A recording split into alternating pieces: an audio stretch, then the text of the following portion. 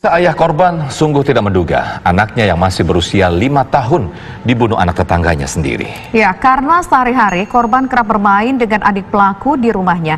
Dan berikut laporan Anggia Eboni dan juru kamera Babang Tri dari Sawah Besar, Jakarta.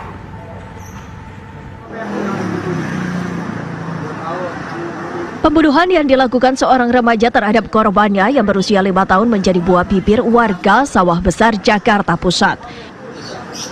Hingga siang tadi, warga masih berkerumun di sekitar rumah pelaku yang menjadi tempat kejadian perkara.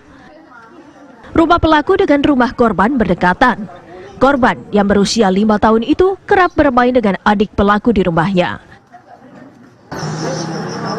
Karenanya, saat korban dikabarkan hilang pada Kamis kemarin, tidak terlintas di benak ayah korban untuk mencari anaknya di dalam rumah pelaku.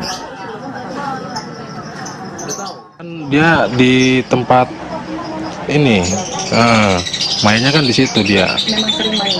Saya memang sering main. Ya mungkin hampir tiap hari lah. Tapi biasanya mainnya sama pelaku atau adiknya pelaku? Sama adiknya. Akrabnya kan sama adiknya mainnya. Tapi memang sering main ke situ ya Pak? Ya, main ke situ karena ada teman mainnya gitu. Terus kalau hubungan Pak Kartono dengan orang tua pelaku seperti apa Pak? Kalau hubungan sih kita biasa gitu. Kenal, nyapa gitu. Baiklah hubungan, nggak ada masalah hubungan. Pelaku yang masih duduk di bangku kelas 3 SMP dikenal sebagai sosok pendiam. Karena itu, tidak ada yang menduga remaja 15 tahun itu merupakan pelaku pembunuhan. Pelaku sendiri menyerahkan diri pada Jumat kemarin. Pemirsa, ini adalah lokasi pembunuhan terhadap bocah berusia 5 tahun di kawasan Sawah Besar, Jakarta Pusat. Tempat kejadian ini merupakan rumah pelaku yang tidak lain adalah tetangga korban. Pelaku pun masih berusia di bawah umur, yakni berusia 15 tahun dan masih duduk di bangku SMP. Bisa saya gambarkan, pemirsa, bahwa lokasi pembunuhan atau rumah pelaku hingga saat ini masih dipasangi garis kepolisian dan warga sekitar sini juga masih berada di sekitar rumah pelaku, dan rumah pelaku pun ini berada tepat di depan rumah korban.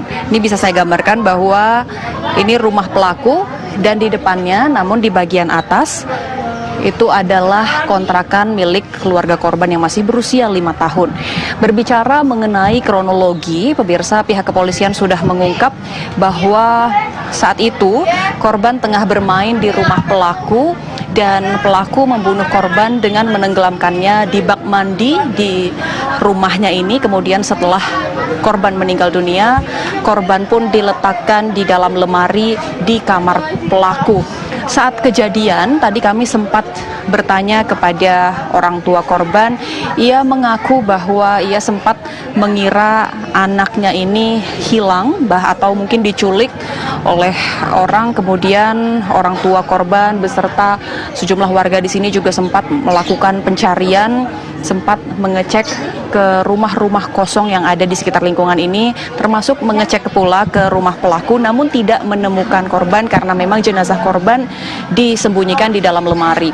Dan hingga saat ini, pemirsa, pihak kepolisian masih menelusuri, masih memeriksa pelaku, apa sebenarnya motif di balik pelaku, karena tadi pihak dari Polres Jakarta Pusat juga mengungkapkan bahwa pelaku ini sering menonton film horor. Kemudian ia juga mengaku tidak menyesali perbuatannya, dan pelaku ini pun yang mengakui perbuatannya langsung melaporkan ke Polsek Taman Sari pada hari Jumat lalu. Dari Jakarta, Anggia Eboni, Babang Tri, TV One mengabarkan.